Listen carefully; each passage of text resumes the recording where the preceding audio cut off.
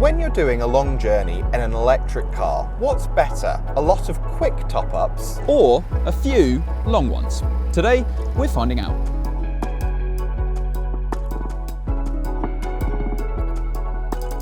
So Neil, what are we doing? Well, a few years ago, an American by the name of Wayne Gertz shattered a world record driving an EV across the United States. Before him, the charging time required to do that journey from LA to New York was over 7 hours of charging, and yet somehow he managed to get it down to just over 2 hours. 2 hours, so what was his secret? Well, his secret was that he never charged above 50%. That may sound unconventional, but here's why it makes sense. You see, when you've got an EV with a flat battery, when you plug it in, you'll notice that the charging speed surges up to around 50%.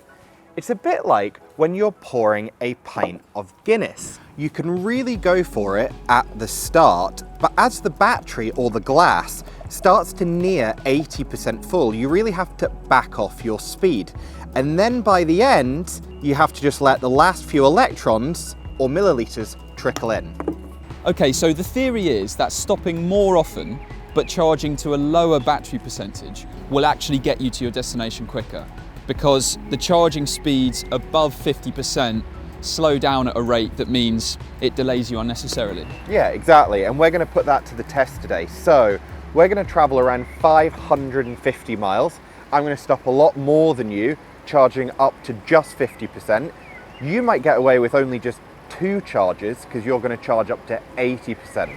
Okay, and then at the end, we're going to crunch all the numbers and work out if less is more.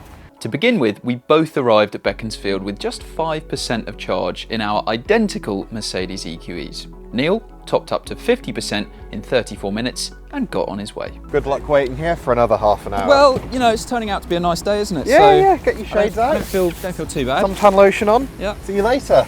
Slow and steady. The race begins. I think I've got this. I patiently waited another 23 minutes to get to 80% before setting off. So for our journey today, we're driving the length and breadth of England. We're starting at Beaconsfield services, driving all the way up to Cumbria, across to North Yorkshire, and then back down the A1, looping around to finish back at Beaconsfield. In total, the journey today is around 550 miles. Now, with a 50% charge, I reckon I have around 150 miles of range in this EQE. And I know that because this exact car did 300 miles before it ground to a halt in our winter real range test. Now, my strategy comes with more inherent risk because the more I have to stop, the more chances that the charging network could delay me. There might be chargers that are not working. I might have to wait a long time until one comes available. I have the same fear, of course, but because I probably only need to stop to charge twice, the risk of all of this being scuppered by a broken charger or having to wait in a queue for a charge isn't quite as great as it is with Neil. Like in our real range test, we've set the cars up to be identical. So not only are they the same specification, but we've also checked that their tyre pressures are the same. Both cars are set to 21 degrees with aircon on. We've also put them in their eco driving modes, and we've agreed to set our cruise control to 70 miles an hour.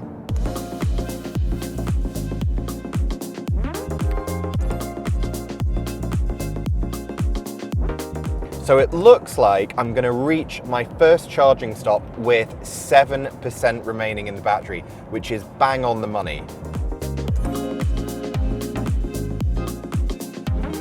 I'm a bit nervous because I've got 201 miles until Lancaster, but I've only got 231 miles of range. Now that sounds absolutely fine, but I'm going to be on the motorway for the whole journey. So I'm a bit nervous that it's going to be quite tight making that charging stop in Lancaster, but I'm still confident that I will eventually overtake Neil.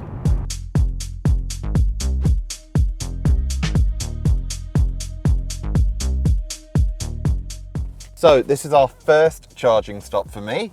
And there's a bank here of what looks like at least 12 GridServe chargers, and there's not one electric car here, so very different from this morning.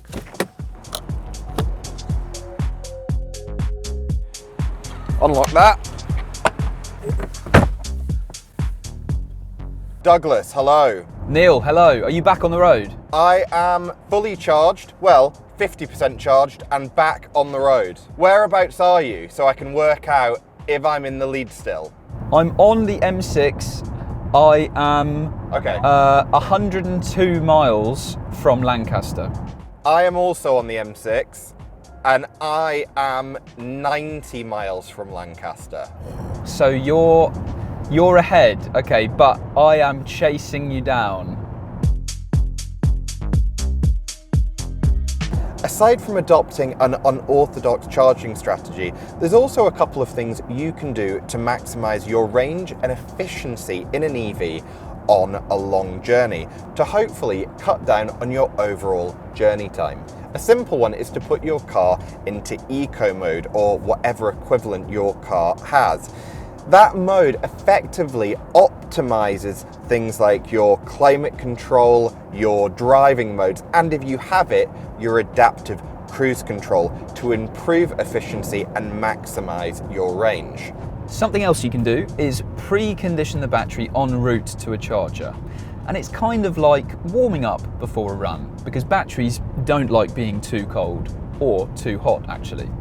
So what preconditioning does is mean that when you get to a charger, the battery is at an optimum temperature to hopefully receive the maximum charging speed possible.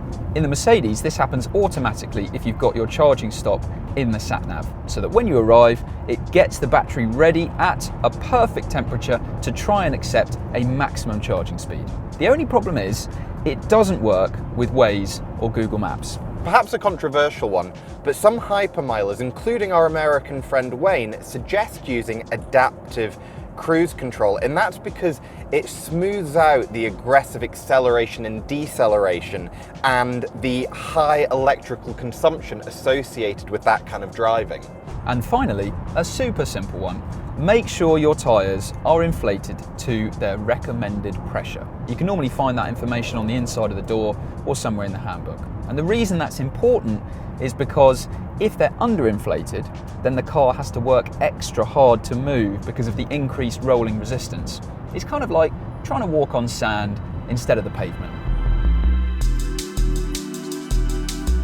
Okay, so we're coming in for our second stop, technically our third charge. Lancaster services, and hopefully there should be a number of new GridServe chargers here. Okay, so same deal as last time, another 350 kilowatt GridServe charger. So plug it in and we're charging. Right, we've actually also arrived here with a little bit more charge than I thought we would. We've already arrived with 18% remaining. So hopefully a quick 20-minute charge and we'll be on our way. I'm gonna go grab some lunch.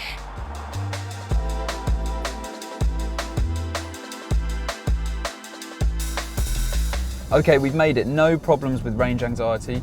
There's a nice spot right next to him. So, how quickly and easily can this be done? Plug it in. Preparing to charge. Come on. Okay, I'm charging. Living the electric car dream. Oh, we're good. 47%. So we've made it back in time. I see Doug is already parked up. I haven't seen him, but I'm not going to wait to say hello. I can say that later. So we're going to get straight back on the road, and our next stop, I believe, should be somewhere in North Yorkshire. 22 minutes after Neil, I set off back on my way. We powered through the next leg of the journey, passing the beautiful Lake District and over the North Pennines. Neil headed for his penultimate charge, needing a short and efficient stop in order to maintain his lead. Right, we've made it. Put that in. Swipe my card. Successful. Oh, charging station fault. Right, tap my card on there. It's taking a really long time to connect to the car. Vehicle not currently charging. Unable to establish a connection with the car. So that's also not working. I'm just very quickly gonna try the one over here. Right, third time lucky. So we've tried every single charger here that's available.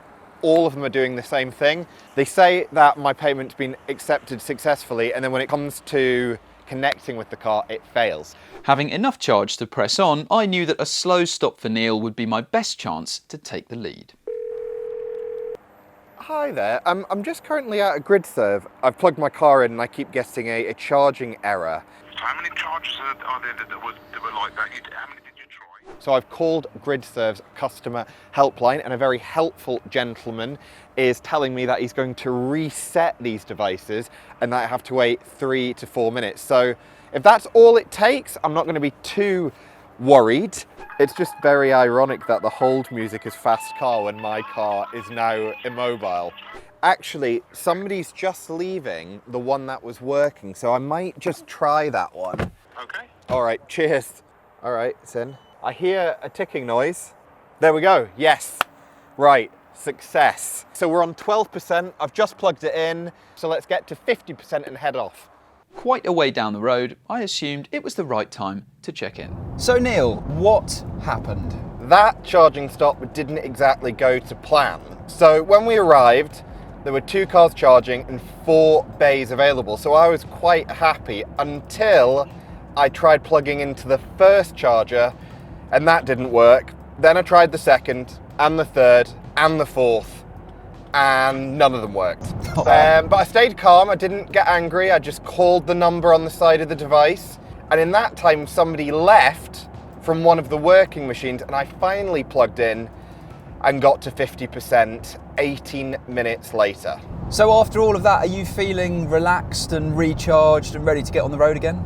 No, I think maybe quite the opposite. Irritated and angry would be potentially the best words to describe how I feel right now, especially because I reckon you must have passed me after all that faffing. Well, I'm pretty confident I have, yeah. And we're going to the same charging stop now on the way back, is that right? I'm going to Grantham Services. Yeah, I can just about get to Grantham on a charge, and it's telling me that I'm about 90 miles away from Grantham. So where are you?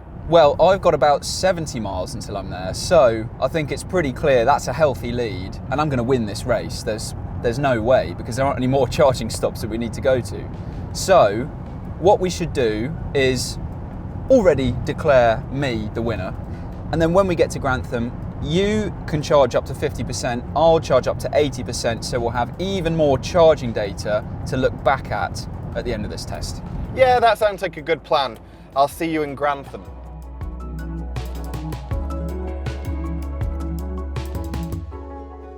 So Neil, at the start of the day you had a nice theory, but the real world got in the way and stopped it from actually working. Yeah, I think what we've shown today is that the real world's charging issues, for one, can get in the way of long distances if you're going to stop a lot. But I still have a small glimmer of hope that when we add up all the numbers, it will show that my theory was correct and you are technically quicker charging to 50. But we'll have to crunch the numbers when we get back to base. So Neil, let's dive into these numbers. What did we learn on this test? Well, I think we should look at the actual charging data first. Now, I stopped to charge up 4 times, and my average charging speed was a reasonable 111 kilowatts. Okay, well, I stopped to charge twice, half the number of stops that you did, and my average charging speed was 96 kilowatts. Okay, so a bit slower than me. And that translates to a combined charging time of 1 hour 34 minutes for you, and 1 hour 26 minutes for me, which is perhaps not the margin I thought I would get, but it does technically show in this test that making shorter, more frequent stops is quicker on a long journey.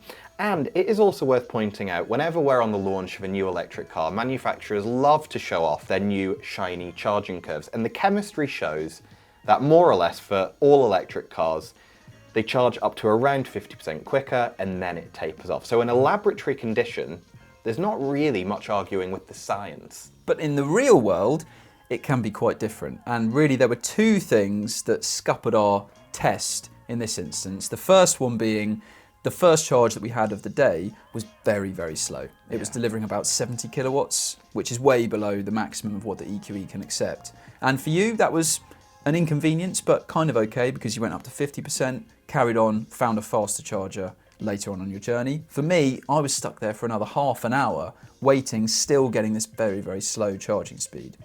But then, the next thing that happened was, even though you had an initial advantage, you found a broken charger later on, which massively delayed you and meant that even though ultimately your charging time was less than mine, because of that inconvenience, I got to the final destination quicker than you did. Yeah, I think our experience really is reflective of the UK charging network, which is to say it's imperfect.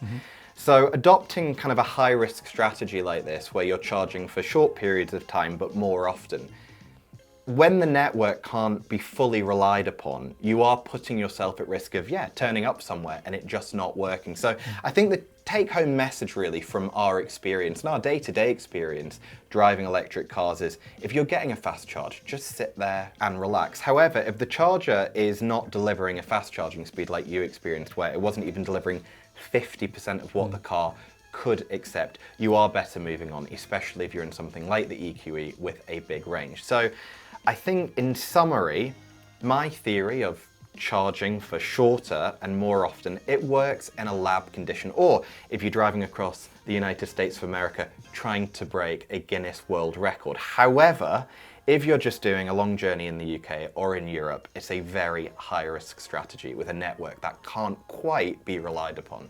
Okay, well, there you go. Thank you very much for watching this video. If you want to see another one, then click up there. And if you want to read more about the EQE and get a great deal on your next car, click on that link to go to whatcar.com.